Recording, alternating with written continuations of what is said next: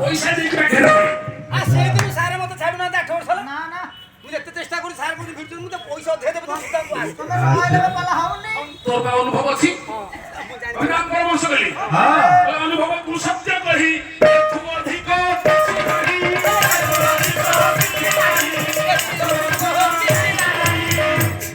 দুনিয়ার গোটি কথা সত্য অনুভব অনুভবর কিছু নাই অনুভবକୁ ସତ୍ୟ କି ଏଠୁ ଅଧିକ କିଛି ନାହିଁ ଅନୁଭବୀ ଲୋକ ପ୍ରତ୍ୟେକ କାର୍ଯ୍ୟରେ ସଫଳ ହୁଏ ଦୀର୍ଘ ଦିନର ଅନୁଭବ ତାକୁ ସାହାଯ୍ୟ କରେ ଏଠୁ ଅଧିକ ଯେ କହିବ ଆମର ଗୁରୁ ହେବ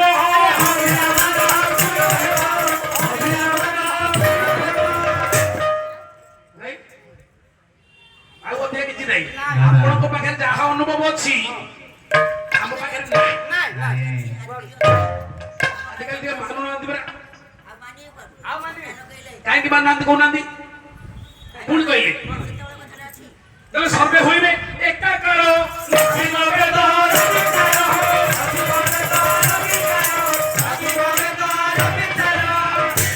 ସମସ୍ତେ ବି ଏକାକାର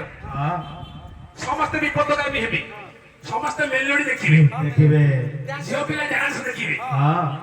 ଅଙ୍ଗ ଯୌବନ ପ୍ରତି ଆସକ୍ତ ହେବେ আকৃষ্ট হবে ସର୍ବେ ହୋଇବେ ଏକାକାର ନଥିବ ବେଦ ବିଦ୍ୟା ବିଚାର ଗୁରୁ ଗୁରୁଜନ କେହି ମାନିବେ না ନା ଆଜି ଏଇ ପ୍ରଚଣ୍ଡ ପାଣ୍ଡବ ବହିରେ ସେମିତି ଗୋଟାଏ ଏବେ କ୍ୟାରେକ୍ଟର ସେମିତି ଗୋଟେ କ୍ୟାରେକ୍ଟର ଅଛି ଏରା ଦ୍ରୁପଦ ଆଜି ଚାରି ଯୁଗରେ ଚାରି ଜଣ ମଦ ପିଇଲେ ପୁରା ସମତି ଜାଣୁଛି ଦେଖ ଚାରି ଯୁଗରେ ଚାରି ଜଣ ମଦ ପିଇଲେ ଗଲା ଗୋଟେ ମଦ ପିଇବା ଠିକ ଗଲା କି ନେଇଛି ଅରିଜିନାଲ ମଦ ମୁଁ ଭାଗବତ ମଦ କଥା କହୁନି ଯଦି ମହାଭାରତ ହେଇଛି ମହାଭାରତର 5ଟା ମ ଦାୟୀ ମହାଭାରତରେ 5 ମ ସେଥିରୁ ଗୋଟାଏ ମ ହଉଛି ମିତ୍ରତା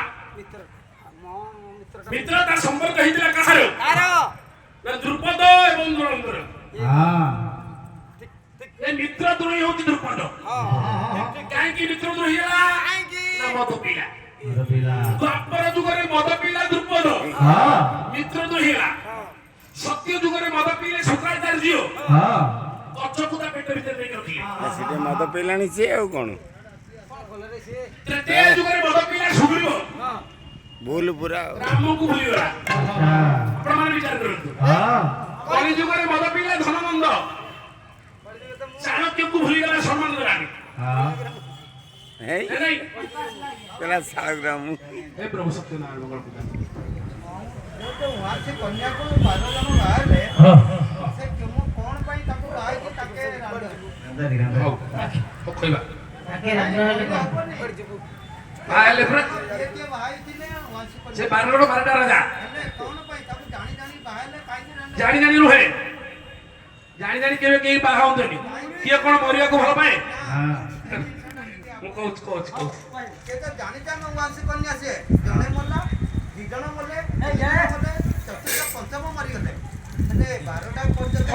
ହଉ ଠିକ ଅଛି ଜାଣିକିରି କେହି ବାହା ହୁଅନ୍ତି ନା ଜାଣିକି କେହି ମରଣ ଗଳାଟାକୁ ବେକରେ ପକାନ୍ତିନି କିନ୍ତୁ ରାଜା ଗାନ୍ଧାର ସହିତ ଜଣେ ପ୍ରବଳ ପରାକ୍ରମୀ ରାଜା ତେଣୁ ତା ଝିଅର ପ୍ରସ୍ତାବ ସେ ଯାହା ପାଖରେ ପକେଇବ ରାଜା ମାନେ ଖୁସିରେ ବାହା ହେବାକୁ ବିଚାର କରନ୍ତି ଆଜ୍ଞା ସମସ୍ତଙ୍କର ଭିତର କଥା ଜାଣନ୍ତି ଭିତର କଥାଟା ବେଳେ ବେଳେ ଗୋପ୍ୟ ରହେ ତେଣୁ ରାଜା ଝିଅକୁ ସଂସାର କରିବା ପାଇଁ ବିଭିନ୍ନ ରାଜକୁମାର ସହିତ ବାହାଘର କରିଛି ରାଜା ବି ନିଜେ ଜାଣିନି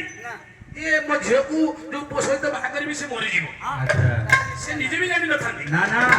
ତାଙ୍କର ଗୋଟିଏ ସ୍ୱପ୍ନ ମୋ ଝିଅ ଦୁନିଆ ଦାଣ୍ଡରେ ମୁଣ୍ଡ ଟେକିକି ବାଟ ଦେଖେଇବ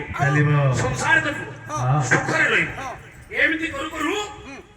12ଟା ପୁଅ ମରିଗଲେ ରେ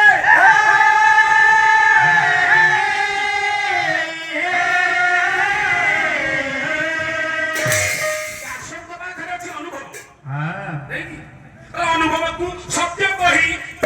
ଅଧିକ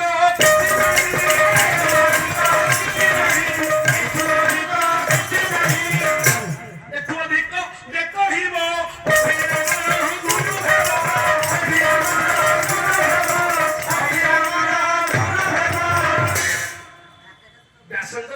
ଅଛି ହଁ ବ୍ୟାସ କହିଲେ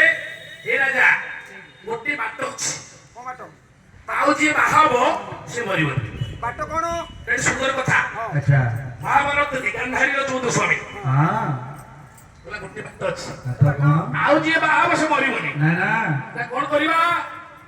ନା ଗାନ୍ଧାରୀ କି ଗୋଟାଏ ସାହାରା ଗଛ ସହିତ ବାହା କରିବା ଆଚ୍ଛା ଗାନ୍ଧାରୀର 13 ନମ୍ବର ସ୍ୱାମୀ ହେଲା ସାହାରା ଗଛ ହଁ ଗୋଟେ ମଣିଷ ସାଡା ଛୁଆ ହବ ହଁ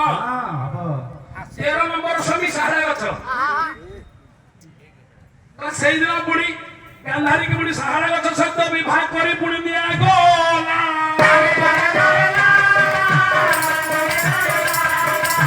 ସାହାରା ଗଛଟା ସେହି ପୁଣି ମରିଗଲା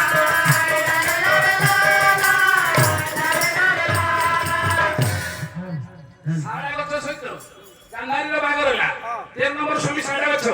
ସିଏ ବି ବାହା ହଉ ମଲା ସାଡା ଗଛ ମରିଗଲା ହଁ ଜଳିତ ଗଲା ଆଉ ଜଳିଗଲା କିନ୍ତୁ ବ୍ୟାସ କହିଲେ ଏ ସାହାରା ଗଛ ସେଟା ମଲା ଗାନ୍ଧାରୀର ସବୁ ଦୋଷ ନେଇଗଲା ଦୋଷ ନେଇଗଲା ଗଲା ସବୁ ଦୋଷ। ତାପରେ ଗାନ୍ଧାରୀ ଆଗକୁ ବାହା ହବ ଆଉ ସେ ମରିବ ନା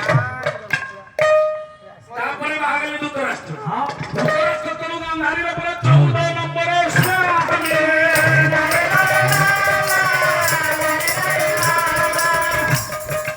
ତେଣୁ ଗାନ୍ଧାରୀର 14 ନମ୍ବର ସ୍ୱାମୀ ହଉଛନ୍ତି ଧୃତରାଷ୍ଟ୍ର ହଁ ହଁ